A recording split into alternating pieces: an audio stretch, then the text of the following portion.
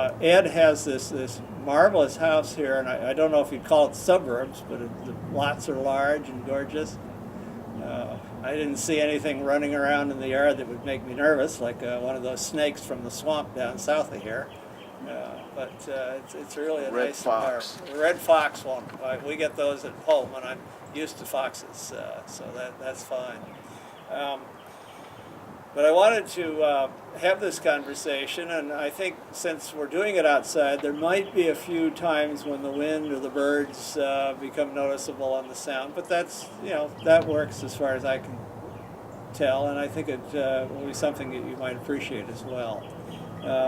Ed, sort of with that rambling long introduction by me, could we talk a little bit about you? As is sort of our custom in these interviews, you tell us a little bit about your life when you were young and today.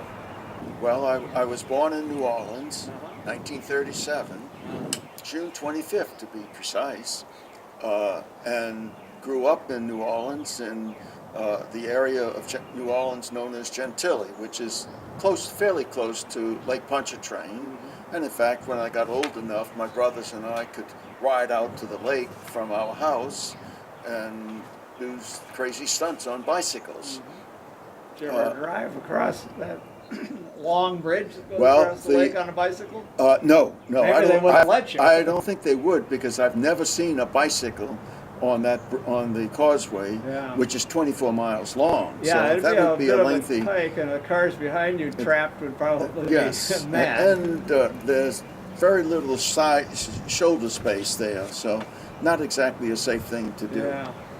Although my father climbed on my case for bringing home a block of ice from the ice house when I was probably in 6th or 7th grade to make snowballs with in the Right, city. you probably didn't get too many snowstorms. No. along the These Gulf were Coast. snowballs that you would put syrup on and enjoy eat eating. it. That sounds enjoy nice. eating. Yes.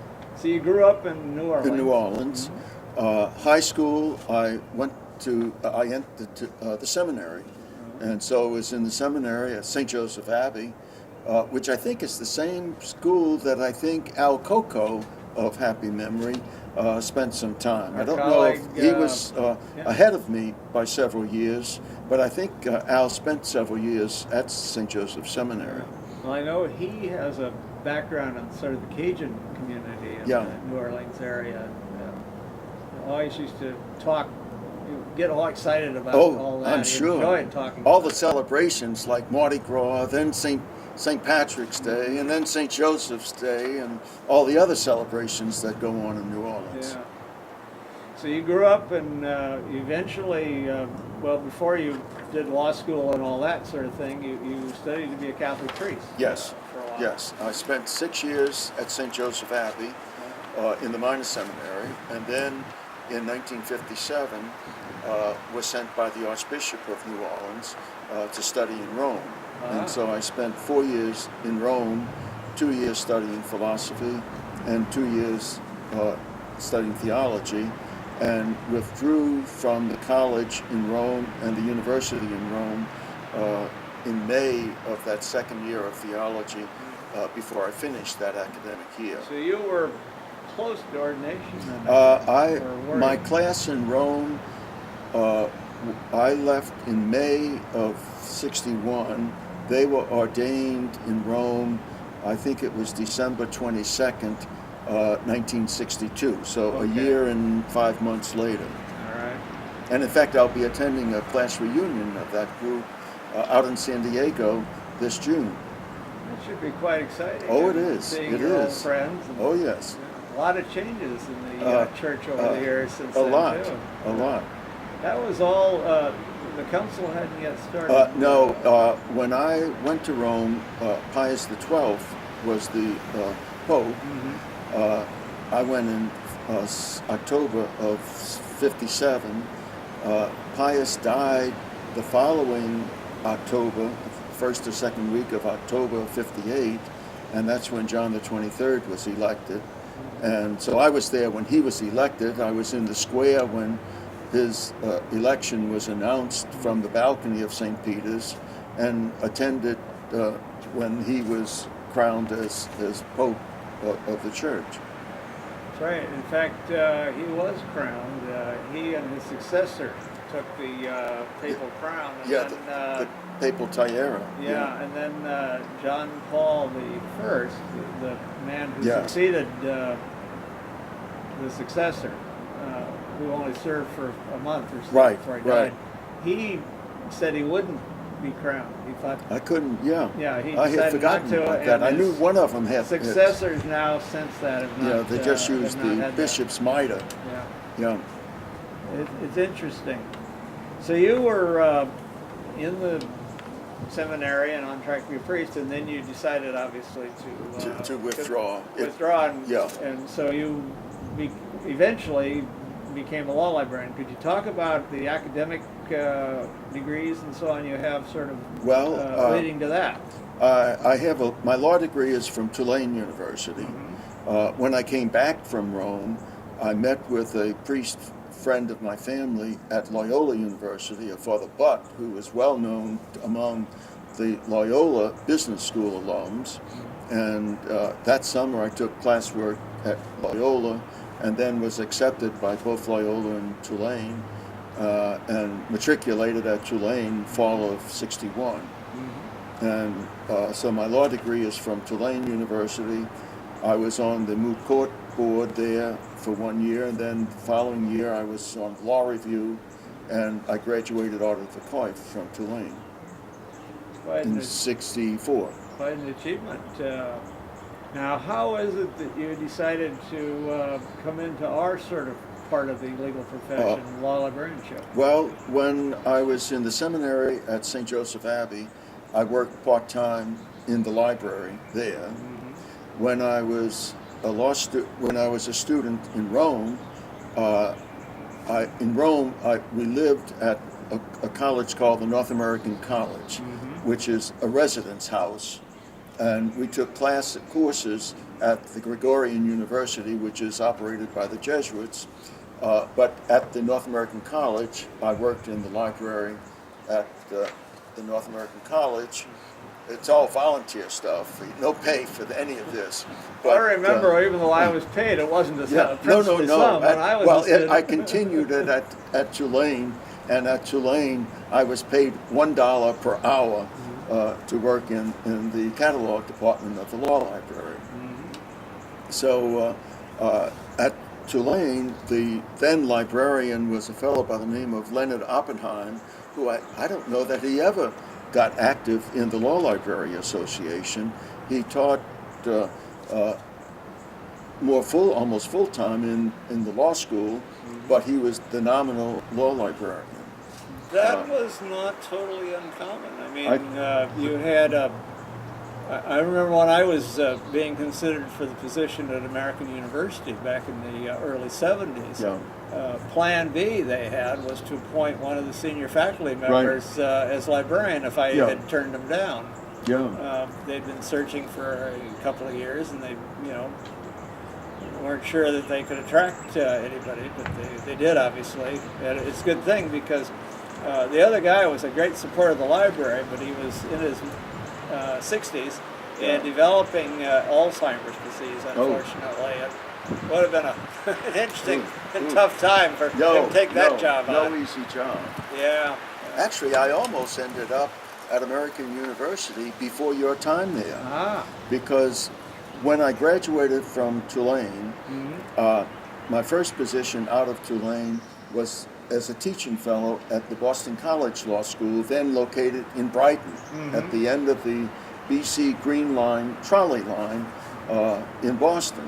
And so my wife and I got married that summer after graduation from law school, and we decided we would live in Boston. And that's how I ended up getting the job at BC. And so she would walk to work from our apartment in the Back Bay.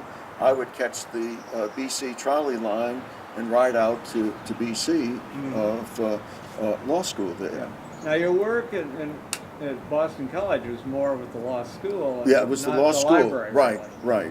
right. The law librarian then, I think his last name was Morrison, but I can't remember his first name. Yeah, I'm trying to think. I don't And there was a recognize. woman on the staff there who probably was from Hungary or Czechoslovakia back then, but I can't remember her name either. Yeah. And in There were a any lot of European legal Yes, scholars yes. who came here around the time of the Second World War Yep. or thereafter, Yep. shortly, and Yep. ended up gravitating into law library positions. exactly, In exactly. fact, many of the leaders, Yeah. when you and I were first in Right. here, Well, were people of that sort. later on, when I was here, the then president of AALL was Bill. He was the foreign law librarian at L.A. County. Oh, yes. Uh, Bill Stern. Bill Stern. Yeah. He was president when the Law Library Association met down in Miami, Mm-hmm. which would have been summer of 1971. That was at the old Diplomat, wasn't it? I think that's right. Yeah. Because he was president. Morris Cohen may have been the president-elect that year. I'm not positive of that. Yeah, Or Earl maybe Borgeson had been the previous president because the meeting that year when Was in Earl was Houston. president was in Houston, and I Yeah. was working in Houston. Yeah, now the year that the association met in Houston was, I came here to Florida State I went from BC for 1 year, then to the University of Connecticut Law School on the full-time teaching faculty then I think I was there for 2.5 years. And it was clear that I was not going to get recommended for tenure doing full-time teaching. I could do an adequate job, but not a really good job. And several friends on the faculty there, because of my background of working in libraries almost throughout much of my career, they suggested, why don't I look into law librarianship? So Shirley Beisowitz, who was the law library director at UConn Law, Yeah, in Connecticut. she suggested that I go down to New York City and see Julius Mark Oh, at NYU. at NYU. So I was down there for a New York PLI session on law and accounting, which I was also teaching then. Uh-huh. And so at some point I went down to Julius's office at NYU, and before I left Julius's office, he had called the then law library director at Columbia, whose last name I think was Hodges, or it was Yeah, it was after. I know Harry Bittner was It there. was after Bittner. Bittner, I think, had already gone to Yale. Okay. And the law librarian there, I think, never was was not very active in AALL. Okay. But I went up there and met with him, and before I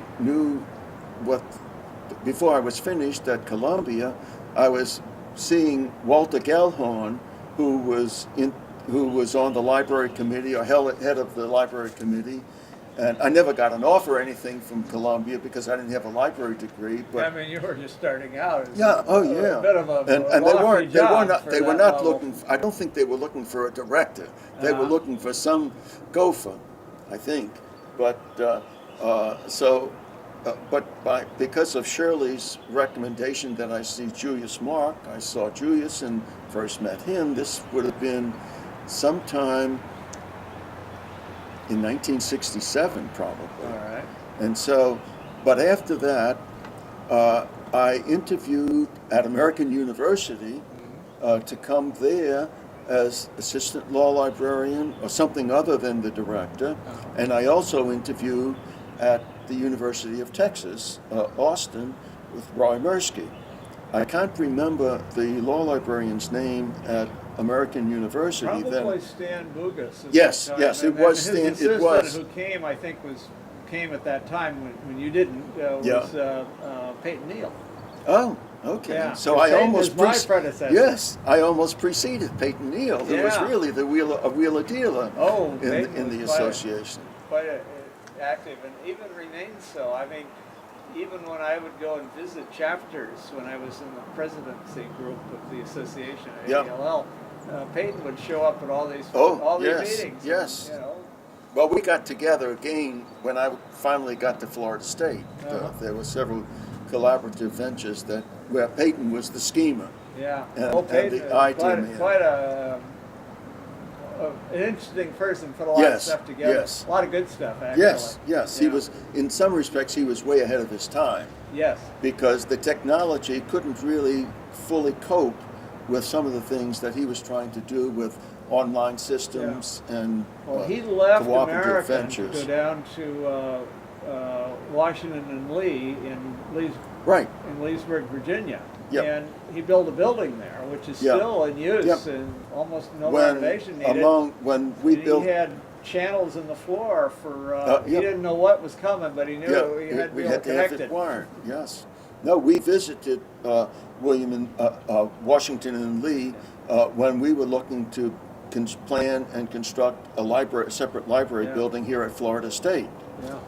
But let's see. So I spent, I think, 2.5 years at UConn, which was then located in West Hartford, Connecticut. Yes. It's since moved to downtown Hartford in the old seminary foundation, Hartford Seminary Foundation. Oh, is that where it is? Because I remember when we lived up in Connecticut, it was out in West Hartford at that time. Yeah. I mean, it was a very plain, ugly, government designed building that was just yuck. But that was sort of the way they did a lot of them in that era. And Connecticut certainly had the reputation of doing things like that.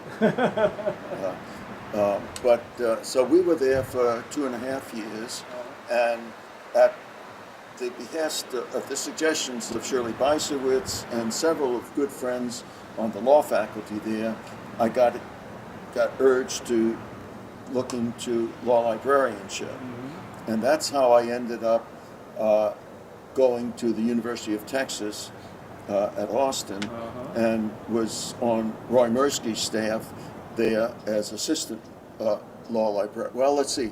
There was Roy at the top, and then under Roy was Marion Bona. Well, I remember Marion. So Marion, fortunately, she had her own background, and so she could do her own thing. And then I was, in a sense, sort of the number 3 person then, but that with Roy's operation. Well, Roy was number 1. Everybody else was a bit down the ladder. Yes, quite. He was actually he served as a mentor to many of you. Oh, yes. Well, it must have been interesting to work there because you were doing so much.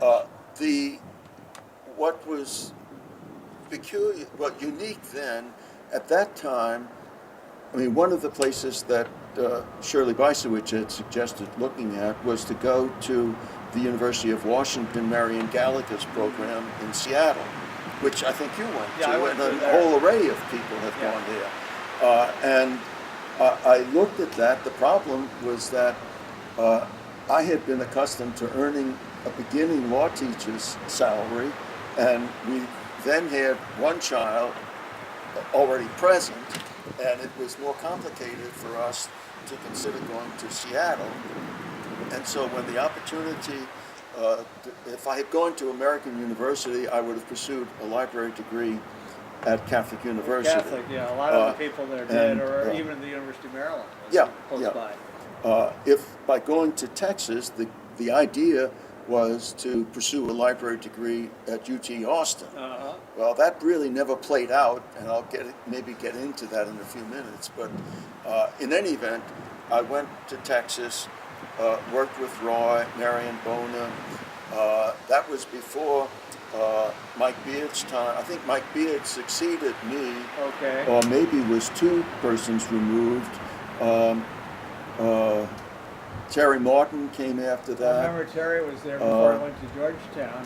When I was at Texas, I can remember going to Southwestern meetings, one in particular up in Oklahoma City.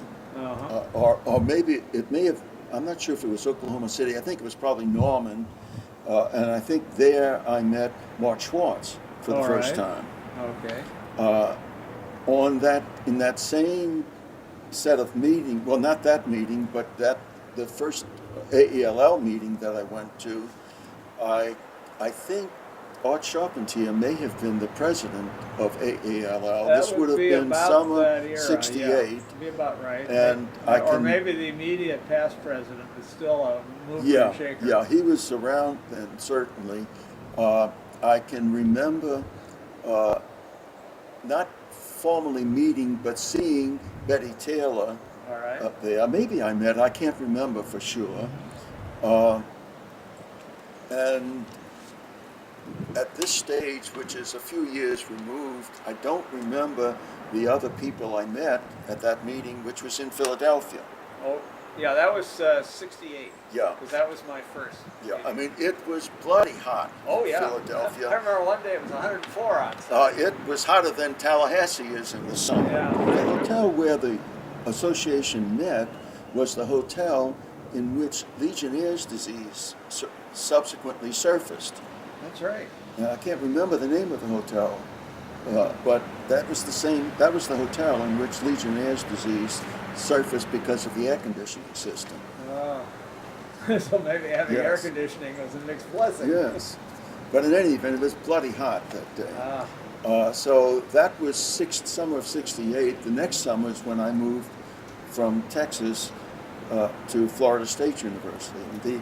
When I went to Florida State University, the plan, we knew that it would be a temporary stint Uh-huh. because the plan was to come to Texas, earn a library degree, and then go to someplace, some other university Yeah. to become the law library director. Yeah, well, Roy would give you a lot of experience. Yes. You were working with Yes. him, and then He was wired would in help to- you find a position because he Yes. knew everybody.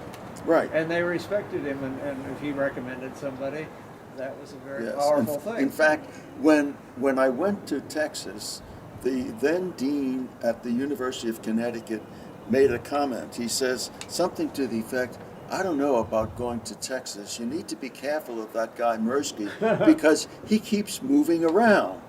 Because he had started off at Yale, I think, That's right. as a reference librarian, maybe Yeah. head of public service. Assistant librarian, I And think. then from Yale, I think he went to Olympia, Washington as director of the Supreme Court Library in Yes. Washington.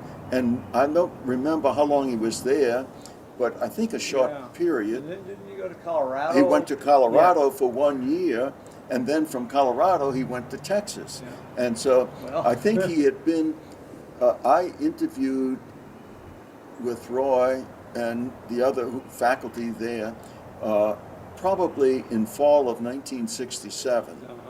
And that was when the then dean at UConn, who had come from Northwestern, but I can't remember his name now either, but he warned me about this guy Mirsky because Mirsky keeps Moves moving around so around. I mean, Roy stayed there for the rest of his life. Yes, I mean, he went to Texas, and he literally died in office. He Yes. had not retired. He was in Yes. his mid-80s. And, Yep. So he was there a very long time. Yeah, I mean, he did visits elsewhere. For instance, as an elsewhere, here at Florida State University, there's a social group among the faculty and professional staff called the Globetrotters. All right. And we used to meet once a month at someone's home, and someone would put on a slide presentation of travels that they had done the previous year or sometime or other in their careers. And so there was a couple that, who put on a program. The husband was in the chemistry faculty, and the wife and he went to Israel they're Jewish. In fact, their son, one of their sons, is an alumnus of our law school and practices law in Tel Aviv or one of these cities in Israel. Uh-huh. But there were pictures of sites that they were seeing, and one of the sites, who shows up in one of their slides but Roy Right. M. Mirsky. Right. Old Roy's over there. And Wow. so he traveled a little after lot. the presentation, I told Bruno and Cecilia, this guy's a friend of mine who's in your slide here. Did you all meet him? It's a they small world. Yeah, they had not met him. It was pure accident. But I'm distracting from what we should be this is talking interesting. about. You know, the but, stories about Roy are legion. Oh, I mean, Lord, people yeah. have told a few of them Yeah, well, there's the closet story and other things too, but Yeah. I don't know enough about that. All right, we won't tell that one on camera. Okay. Yeah. Probably, it might be libelous Especially or since we something. can't prove it. No. It was all rumor. Yeah. Yeah. It still made a nice tale within this inner sanctum. Yeah. But so I was at Texas for just under a year and a half. I went there. I went on the payroll at UT Austin, I think February 1 of 1968. Uh-huh. We were there long enough to buy a house, for my wife to conceive and give birth to our second son. Uh-huh. And then on I guess May of 1969 is when I resigned at Texas and started on the payroll at Florida State University June 1, 1969. So it was a very short-lived time there. I had taken a few courses in library school, but Roy had me and all of his staff running in multiple directions at one time and trying to keep up with him, which you never could do. I mean, he could read the riot act to you, but he could also commend you. Yeah. And so it was sort of a mixed blessing. And the biggest benefit out of it was, of course, that it provided me a connection, an opportunity to get a recommendation. And I don't know whether he was recommending me or trying to get rid of me, but one or the other. Oh, And I so, think he was recommending people. He had his reputation to maintain. Yes, He was that's giving true. bad people to deans. They Yes. remember that. But it was fortunate that I didn't stay at UT Austin because I came here. I was hired as an assistant professor with the understanding that the university and the law school would allow me to work on my library degree here at Florida State and finish it here, which I did, and finished it in August of 1970. But I was hired as assistant professor, but when I arrived, the then dean, who was the first dean of the law school, Mason Ladd, told me that Oh, I remember that unfortunately, name. Yeah. evidence. Yeah. But Mason told me that unfortunately they made a mistake. If I was working on a degree from Florida State University, I could not hold the rank of assistant professor. Oh. So, okay. in a sense, maybe I was the most overpaid instructor for 1 year while I did the library degree at the library school. Well, I hope you were prudent enough to cry all the way to the bank every month. Oh, well, Yeah, the right cries. well, and we keep your still- mouth shut around your Oh, colleagues. yes. I mean, it wasn't that great of a salary. I mean, the dean's salary, Ladd's salary, when he, in his last year as dean at Florida State, which is 1968-69, his salary here was all of $22,000 annually. Yeah.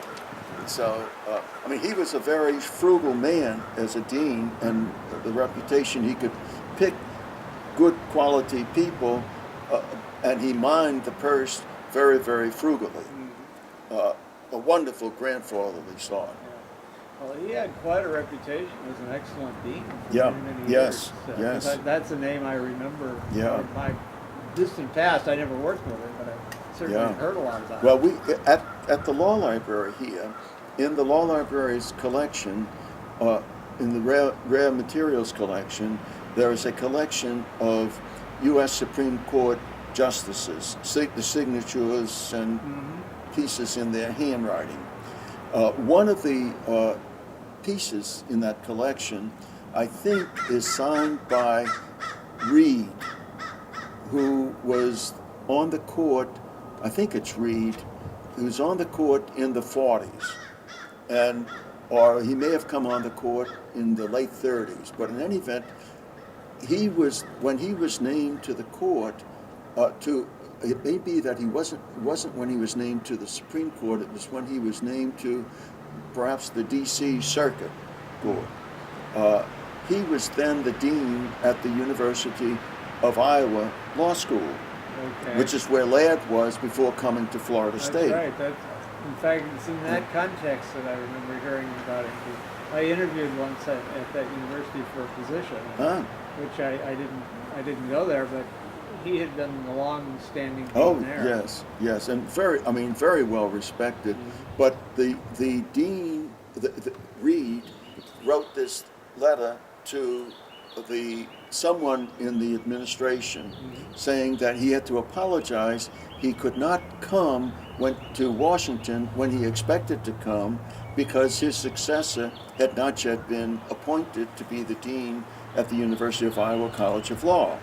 And his successor was the first dean of the Florida State University College of Law, Mason Ladd. Uh-huh. And so strange, quirky things occur to you in your career. I certainly do. It's an interesting priority, too. Yeah, yeah. In his mind. Yeah. Well, I wouldn't argue too much with it, but No, I no. guess a lot of people But would.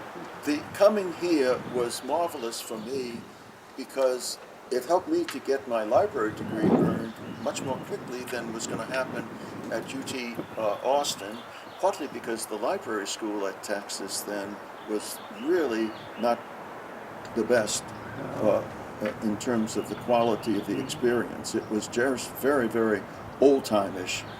And the people here at Florida State in the library school were just marvelous faculty.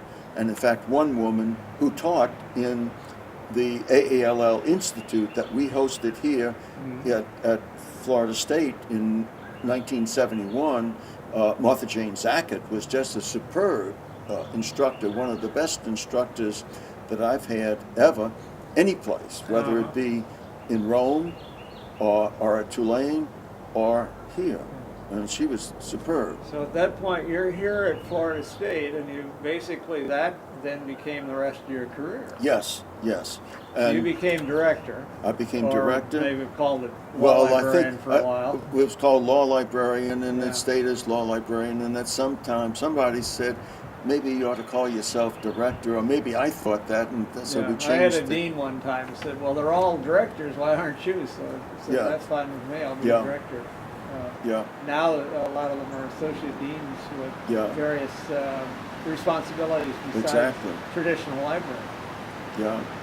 But Florida State was a wonderful place to come because the school, when I got here, was only finishing the third year of its existence. Ah, And so there were three other schools with which we compared ourselves for budgetary purposes and crying to the administration we need more support. But that was University of California, Davis. And I think by then, Mark Schwartz had become the director yeah, at he Cal moved Davis. he was in Oklahoma, I Yes, think, and then he yes. moved to Cal Davis. Exactly. Yeah. And I still exchange correspondence with Mark periodically. We did a conversation with him for this same series I Yeah. did about a year ago, and he has a little dog.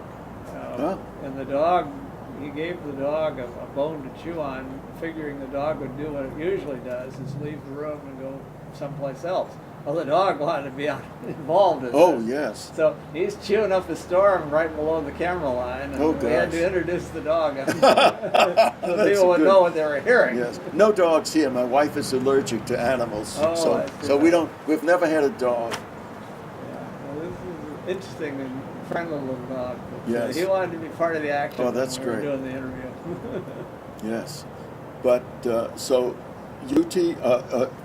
UC Davis, Uh-huh. Texas Tech, and Arizona State University and Florida State University, the law schools there, all publicly supported from large publicly supported universities, and all started more or less the same year. I think UC Davis may have started perhaps in 65, and the rest of us started in 1966. Yeah. But a time of great growth in the legal education world. And actually, you're old timers, all three places now. Compared Yes. to all the newer ones Oh. that have been coming along. I mean, I'm unaware of so many of the newer ones. We've got a number of them in this particular area. Oh yes. Well, when I came to Florida and Florida State, there were only three other law schools in the state of Florida. There was the Stetson University College of Law, which I think was the oldest law school in the state. Yes. Then there was the University of Florida in Gainesville, and the University of Miami. Uh-huh. The Lamar Woodard was the director at Stetson. That's right. And he had gone to Stetson from Tulane, from my alma mater, Tulane University. As he succeeded, I think it was either he succeeded or preceded a woman whose name, I think it was Pat Coffey maybe, or Coffin, but she was a heavy smoker and she died in her bed. She smoked and must have fallen asleep smoking and caused the fire, and she died as a result of that. I think she may have been Lamar's successor, but I'm not positive, at Tulane. I think that must have been because Lamar came to Tulane, I think, the year after I graduated from Tulane Law School. Well, he had a lot of years at Stetson. Yeah, oh yes, Up his career. yes, many, and was always a wonderful colleague to work with. But in those days, 1969, Betty Taylor was law librarian at Texas. I mean, at We're talking about Roy Versteeg again. Yes, no, Betty was the law librarian at the University of Florida. Yes. Lamar at Stetson, and the director at Miami was actually a Cuban refugee lawyer. Mario Goderich. Yes. Yeah, I kept trying to go through that before this morning earlier to say, who was it? Help us cover up for senior moments. Yes, thank you, Pat. Yeah. But it was a wonderful collegial group that got together regularly. Uh-huh. And at some point, Mario left the law library world, and I don't remember if he was then appointed a circuit court judge, but he was appointed to a state judgeship position in Miami. Yeah, I knew he became a judge eventually. Yeah. I don't remember if that was directly from direct step or transitional thing Yeah, in there or something. yeah. And his successor, I think, was Dick Hutchins, who Okay. came down from the University of Iowa. That's right. Dick was there. And in fact, later went up, I think, to Seton Hall or someplace. yes, in that's New right. Jersey. That's right. And I had a good friend from my seminary days in Rome, who was 2 classes ahead of me in Rome, but I traveled with him one summer in Europe for a month, who was on the law faculty at Seton Hall. Back That's then. right. Dick went there after he left Miami.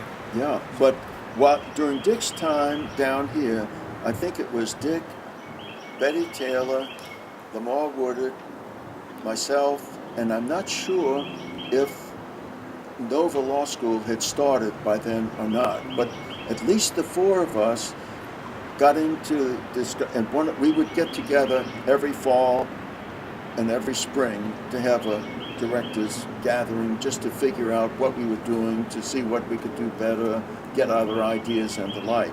But one of the things that came up in that was the fact that in the state of Florida, the briefs of cases filed before the Florida Supreme Court were not shared with anybody.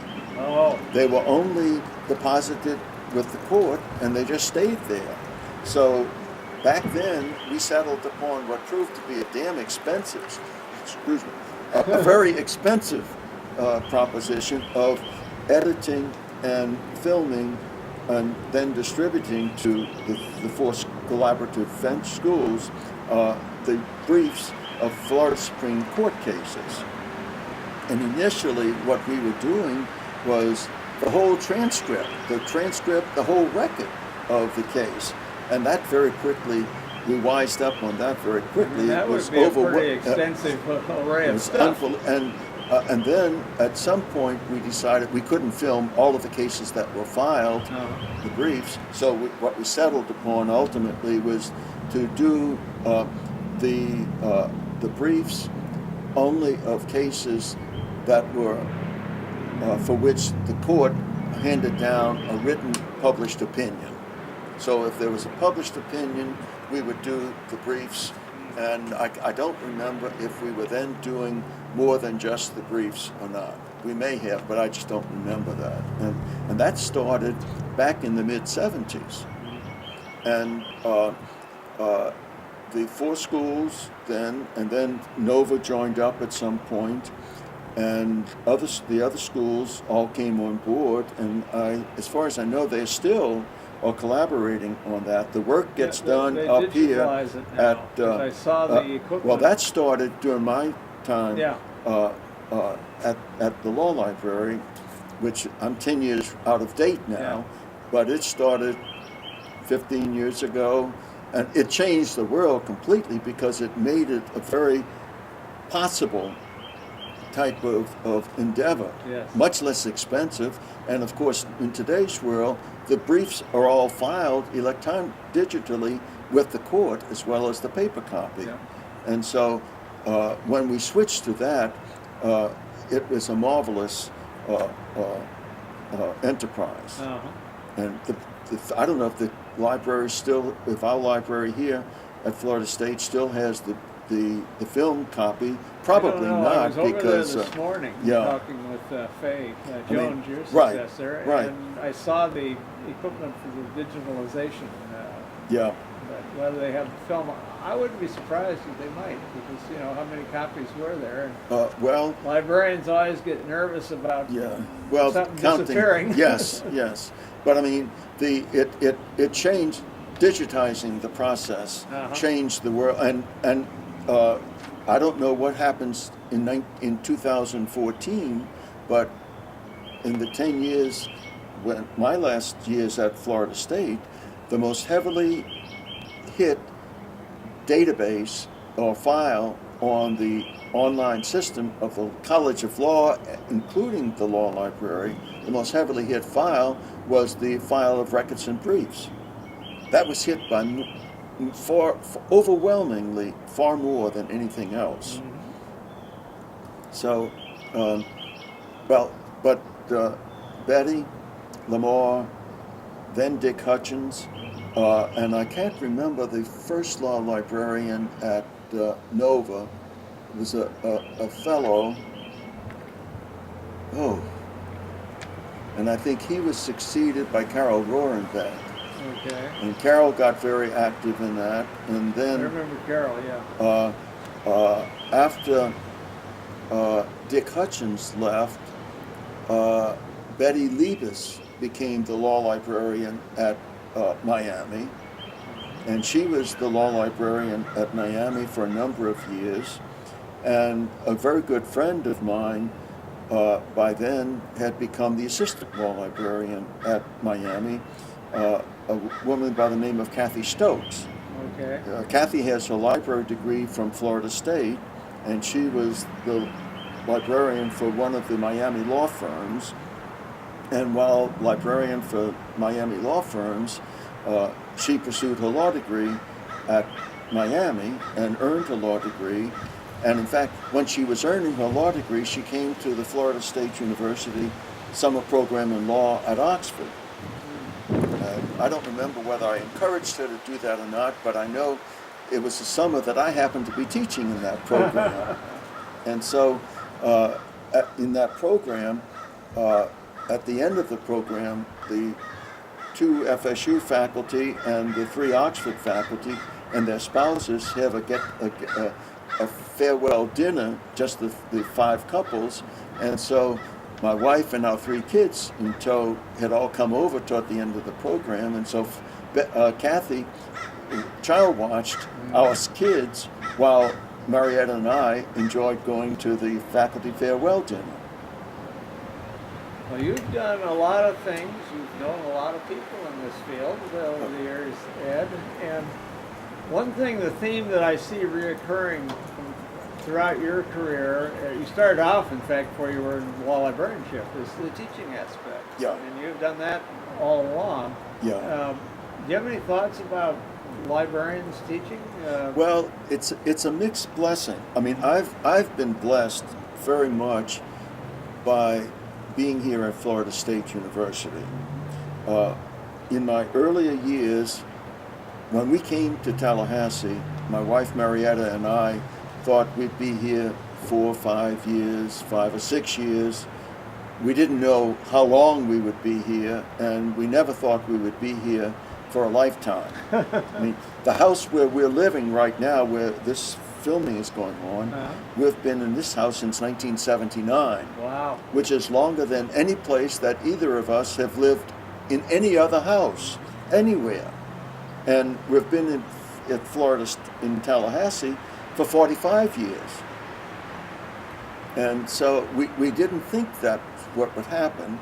And for instance, when I think it was Leon Liddell was director at the University of Chicago, and they were looking for a new law library director because Leon was going from Chicago to Northwestern. Yeah. And Down so the street, sort of. yeah, well, up the street Up or the whether street or across whether- town. Yes. It's sort of like in New Orleans, my hometown. There's downtown and there's uptown. And uptown is upriver from Canal Street, and downtown is downriver from Canal Street. Excepting that downtown from Canal Street is less desirable. Uptown from Canal Street is much more desirable. I'm not sure how that plays out in the Chicago environment. Well, I'm sure the same realities Yeah. in certain areas are more desirable than others. But I interviewed up there. I'm sure I didn't. I was not made an offer. In fact, they took correspondence from me to ask them what was happening before they wrote back and said that. I don't remember what they said. I know I did not get an offer from there, and I think they hired Dick Bowler. I think that was his name. Okay, I don't He was recognize there that. for just a short period of Okay. time, and I think Judith Wright was. I can't remember if she was on the library staff at Chicago when I interviewed there. It would have been extremely premature for me to have gone to Chicago, and it might have done me in. And It's hard to tell. I mean, people moved rapidly into positions of fairly significant responsibility in our era. Yeah. There weren't a lot of us coming into the Oh, field. well, I mean, the growth was there was enormous growth in legal education during Yes. that whole time period.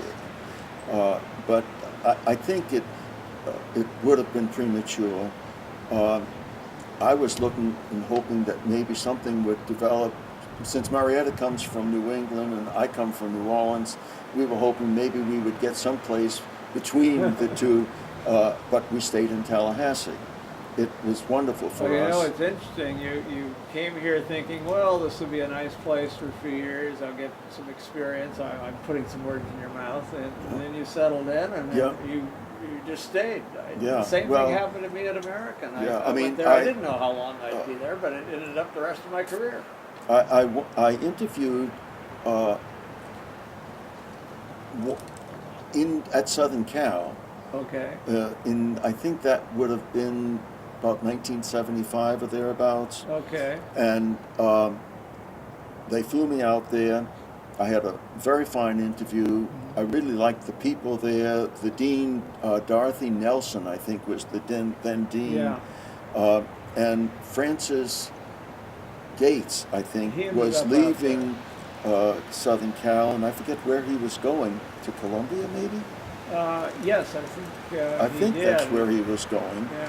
That's And, when Albert Beck Well, Albert, was the I think assistant or Albert was something. on the staff Yeah. at USC, and I interviewed there. They must have liked me enough because they then flew me and my wife and our daughter back out to California because we had concerns about moving to Southern Cal because of the smog conditions and the like. Marietta had asthma that resurfaced while we were living here in Tallahassee because of the climate changes. And so they had arranged for our daughter, who was then 2 or 3 years old, to fly out with us, and the three of us flew out. They arranged for a meeting with an allergist in Los Angeles somewhere, and we had a lovely visit there, but we just weren't inclined to go. We never got an offer from Southern Cal, and I don't know, I think maybe by the time we left, it may have been clear to them that didn't really want to come to the Los Angeles area, or it may be that they recognized they had someone on. Yeah. On yes, because staff Albert certainly who was could do first the class. job, and he did. Yes, outstanding. Yeah. Outstanding. And in that same time period, I also interviewed at Southern Methodist University, and to succeed Hibernia Tuberville, Yes. who was the longtime law librarian there for at a Southern long time. SMU, and in fact received an offer from Southern Methodist, and just decided we didn't want to go to another big city, Dallas, and we stayed here. But getting back to your question about mixing of teaching and all, it gave me the opportunity to stay here, and I continued to do part-time teaching.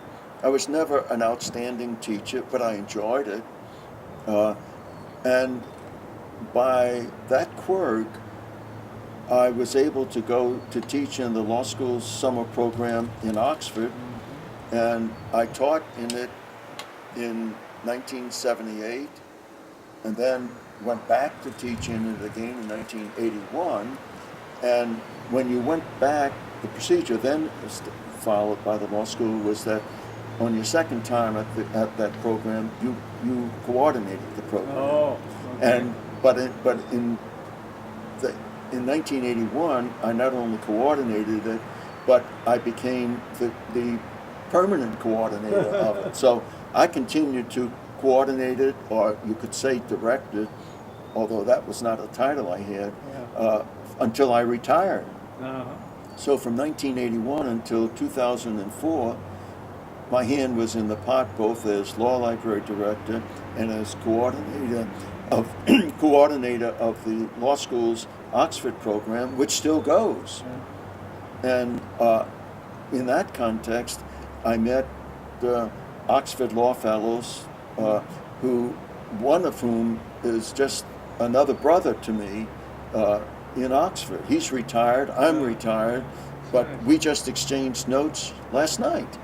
Well, I know you and your wife enjoy traveling. Yes. I suppose you get over there occasionally?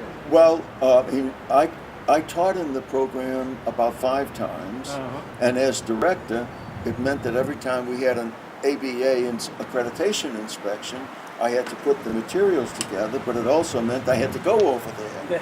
So in 85, in 1990, in the year 2000, we went to Oxford. And since retiring, we've done extensive travel. And we've done 5 Rick Steves Europe Through the Back Door tours, which you should do. I might, now that I'm traveling, I'm footloose and fancy free. Sure, and you could go up to, Everett, Washington, or someplace north of Seattle, where his home base is, and attend one of his show and tell programs that he has in the winter months when most people can't get in and out of Seattle. And but marvelous experiences. Well, Ed, we've certainly had a nice conversation this afternoon, but as we sort of are nearing the end of it, it's customary to ask if there's anything we haven't talked about that you would like to mention. Well, the people in the law library world have been wonderful people to me. The librarians, as a general class, I think, are service-oriented, and I think what helped to make my reputation here, what made Roy's reputation at Texas, what made Shirley Beisowitz's reputation at UConn, was the fact that they were all service-oriented.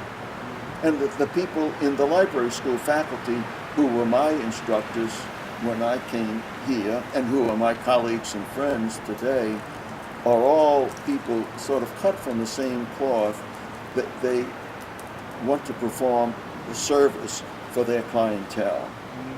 I mean, the same thing would be true in the public library world, And the same thing may be true in my son's operation now at Yale. Yeah. But it's a service profession, and that's the thing. Do you want people to, with whom you have interacted, to go away happy, not mad at you? Yeah, And but that's the right it's attitude. they're dedicated Yes. in a way that it's more than just when before this presentation we had problems with the cable TV. And that was, That's right. he was not going to make me happy with the results of that. We won't And mention the company, but people can guess. Yes. One of a few. But it's something that's deeply embedded in you, that you Yeah. want to perform true service for whoever your clientele might be, whether it's in the law firm, whether it's in a law school with the faculty and the students and the general public who just descend upon you, and certainly in a publicly supported law school. And you can't turn them away, and you try to do the best for that array of people. Well, maybe on that, I think that sums up what we were all about. At least I hope I was. Yes. I know you were. Yes. And maybe I should then thank you on not only on my behalf, but also on behalf of Michelle Wu, Frank Hodak, and Dick Spinelli, our colleagues with whom I have the honor of working to put together this oral history of law librarianship for the Spinelli's Law Library Reference Shelf section of Hein Online. Thank you, Ed. You're welcome, Pat.